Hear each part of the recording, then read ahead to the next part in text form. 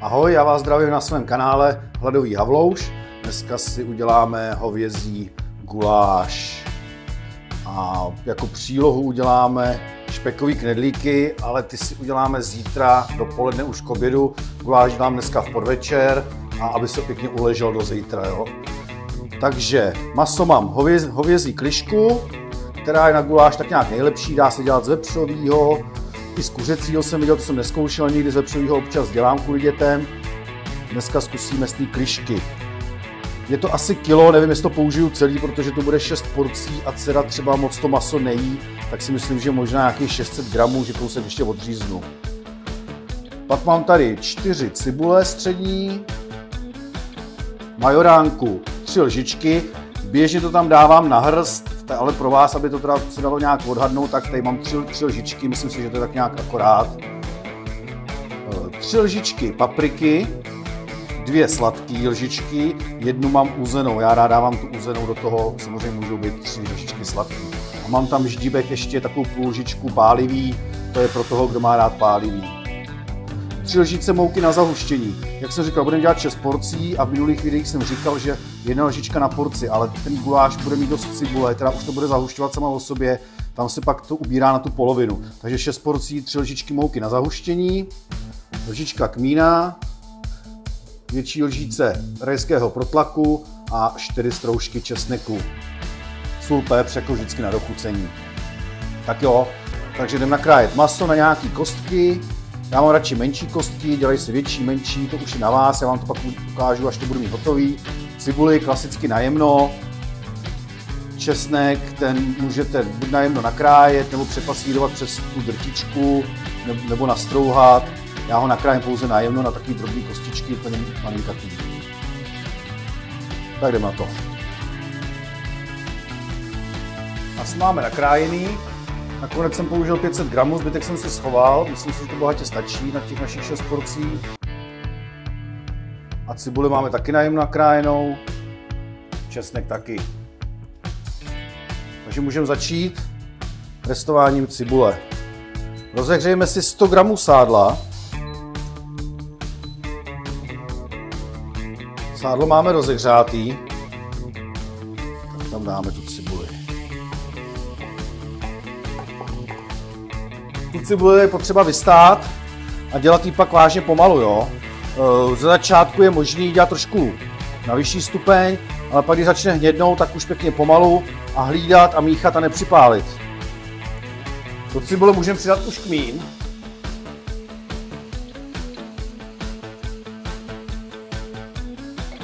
A trošičku ji osolit.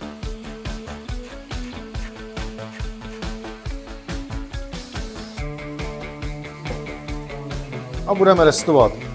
Tohle množství může trvat klidně 40 minut, když se udělá. Ale na dobrý guláš je prostě základ dobře udělaná cibule.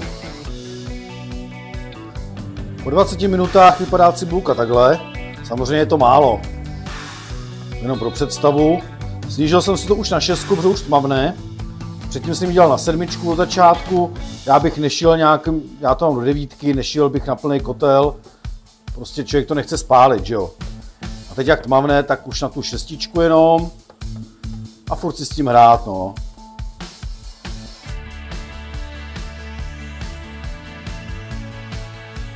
A když takhle krásně tmavné, tak se doporučuje podlejt vývarem.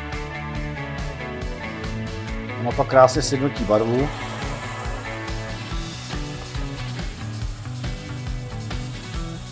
Samozřejmě, když nemáte vývar, použijte vodu. Klasicky se guláš dělá hodně s vodou, s vývarem to je prostě lepší.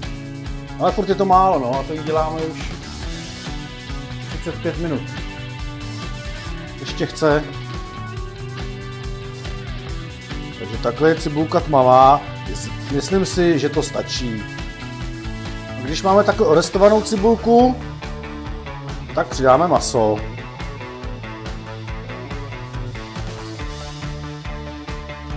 To dám na 9. Je potřeba to teda ale fakt míchat, hlídat, ať se nám ta cibulka nepřipálí. Tak, zase otočíme. Když se vám to bude hodně chytat, připalovat, tak zase podlejt lehce vodou, úplně malinkato vody jenom. Já to mám zatím dobrý.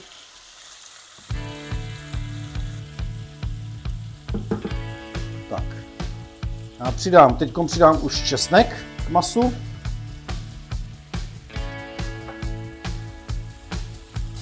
Ještě trošičku prorestuju. Přidáme protlak.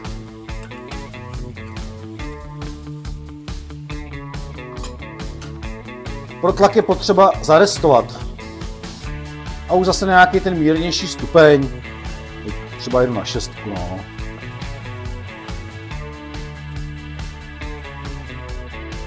Protlak máme prorestovaný, tak tam dáme papriku. U té papriky pozor, zase na menší stupeň. Říká se, že 1 minutu max. Já ji tam prostě chvilku restuju a pak to zaliju tím vývarem nebo tou vodou. Dáme papriku. Ona může zhořknout, jo? A pak je zkažený celé jídlo. Takže zarestujeme papriku.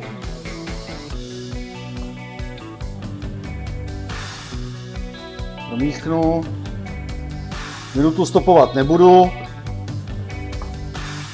Takhle radši. A už to jdu podlejvat vývarem. A jenom tak, aby to maso bylo do půlky ponořené, nebo aby vykukovalo prostě maso. A teď budeme dusit. Je možnost dusit to v troubě. Hodně lidí to dělá. V troubě není potřeba to nějakým způsobem extra hlídat. Dá se to do trouby na 150, 2 hodinky asi. Nezkoušel jsem to ještě v troubě, protože jsem ho nakoukaný. Já to dělám na plotínce, na malý stupeň, na 5, ať to jenom probublává. Ale zase, jak to děláte na plotínce, je potřeba to prostě průběžně promíchnout, ať se vám to nechytne, nepřipálí. Takže pravidelně na to koukat, promíchnout. Nemusíte každý 2 minuty, prostě já si myslím, že jednou za 15, 20, 30 minut. Nevím, přesně čas nevím. Já to hlídám tak nějak furt průběžně. Ale fakt, ať to jenom probublává, já vidím, že i na tu 5 to docela jede. Já tam dám klidně i 4, ať se to pěkně pomalinku jenom dusí. No a co se nestalo, samozřejmě jak se soustředím na video, tak jsem zapomněl osolit a opepřit maso.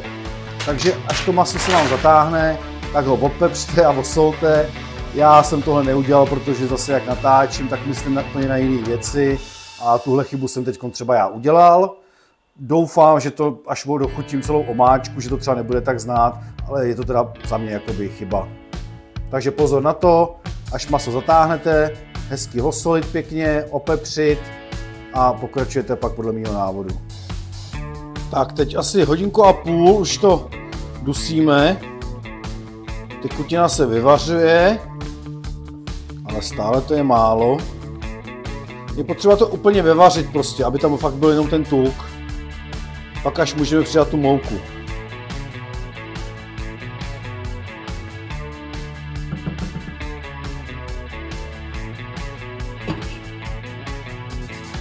Když už se nám takhle hodně vyvařilo, tak je potřeba to hodně míchat, jo? Nenechat to připálit a věnovat se tomu.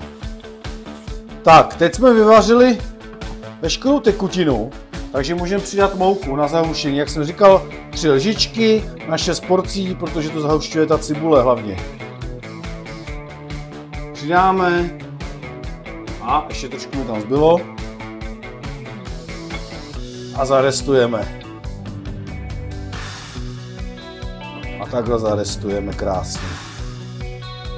A jak zarestujeme, stačí minutku, 2, chviličku, podlejeme vodou, já vývarem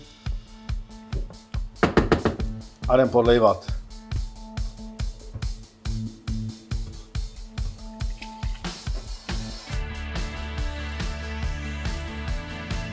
Tak jsme provařili guláš a nakonec dáme majoránku.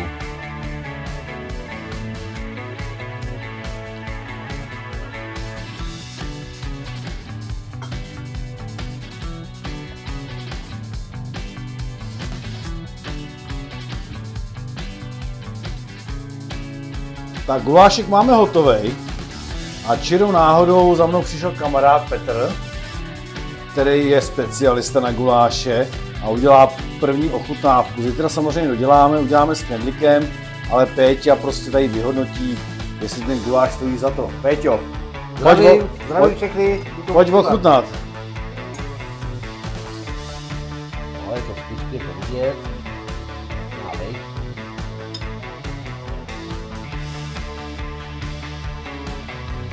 Trošičku pálivej by měl být. No, teda je to super. Ani já takový neudělám. A to je co říct. A to je to říct. Tak jo, děkuju kamarádovi Petrovi a zítra se uvidíme, až budeme dělat knedlíky špekový. Takže ahoj. Tak máme druhý den, tak jdem na přípravy knedlíku. Tady mám 160 gramů pečiva na kostky nakrájený. Asi 4 rohlíky to byly, myslím. 4 rohlíky. 2 vejce, 100 gramů hrubý mouky, 1 cibuli, 100 gramů slaniny na kostičky takhle, 100 ml mlíka a hrst nějakou petržele. Sůl, musím to osolit trošku. Teď si tu slaninu s tou cibulí trošku urestujeme na pány, pak to přidáme do toho a budeme to dávat všechno do toho pečiva a uděláme takový těsto, dá se říct. Rozehřejeme si pánev. Dáme trošku sádla. Ne moc, ta slanina pustí taky. Stačí. Pánev máme lehce rozehřátou, tak můžeme přidat tu slaninku. Zatímco se nám dělá slanina, tak to můžeme lehce osolit.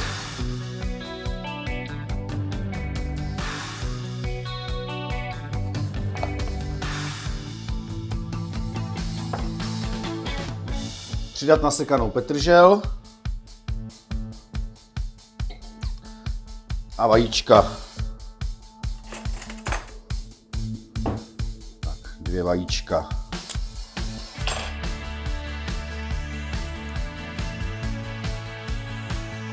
Můžeme to promíchat.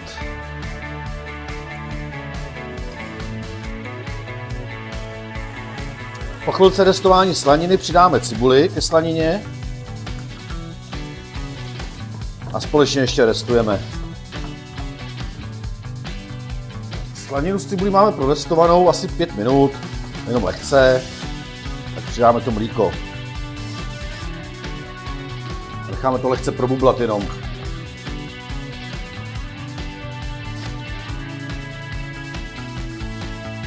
Slaninu s cibulí a mlíkem přidáme do pečiva.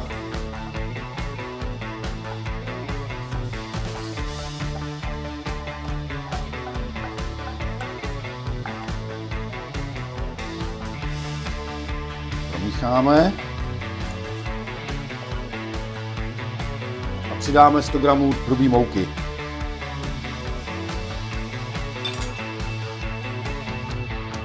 Mám dojem, že lepší bude to vzít rukou.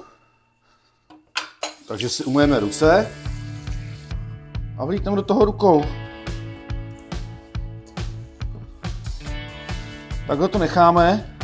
Je dobrý to pěkně 10, 15, 20 minut nechat uležet, ať to pěkně nasákne ta houska. A dám, že z toho nějakých 5 knedlíčků bude, 5 kuliček, uvidíme. Dali jsme si vařit vodu, to je potřeba osolit.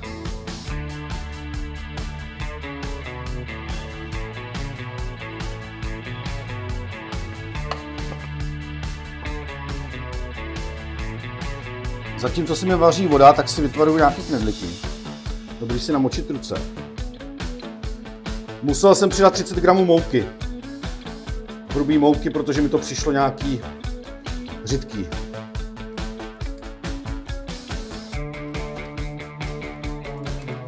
Potřeba je pořádně umačkat, vytlačit ten vzduch z nich, aby se nám neroztrhly v té vodě. Takovýhle knedlíčky si uděláme. Jeden větší trošku. Voda se nám vaří, trošku zmírníme. A dáme tam knedlíky. Šup.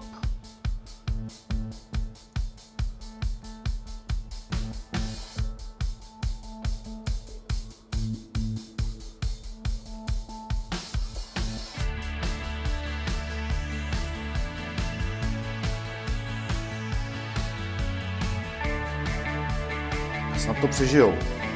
A podle velikosti 10-15 minut tomu dávám, nechám těch 15 to vařit. Uběhlo 15 minut, tak knedlíky jdem vyndat. Tady už si ohřívám guláš, tady jsem si připravil včera.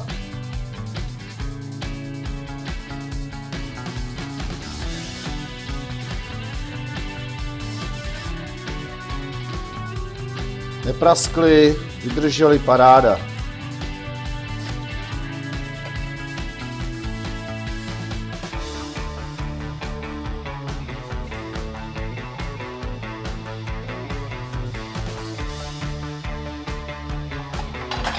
Guláš máme ohřátý, knedlík je hotový, takže teď už jenom jdem servírovat. A takhle krásně máme naservírováno, tak se do toho můžeme pustit.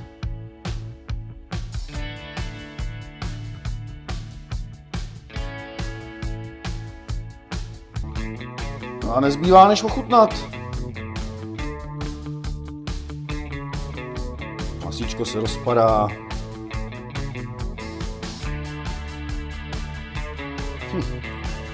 Jo.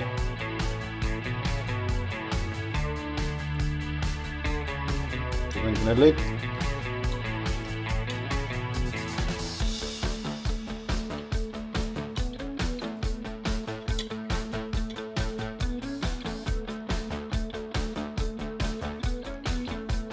Ten knedlík je boží. Musím uznat, že jsem to zapomněl osolit, jak jsem tam říkal. To maso jakoby hned, jak se to.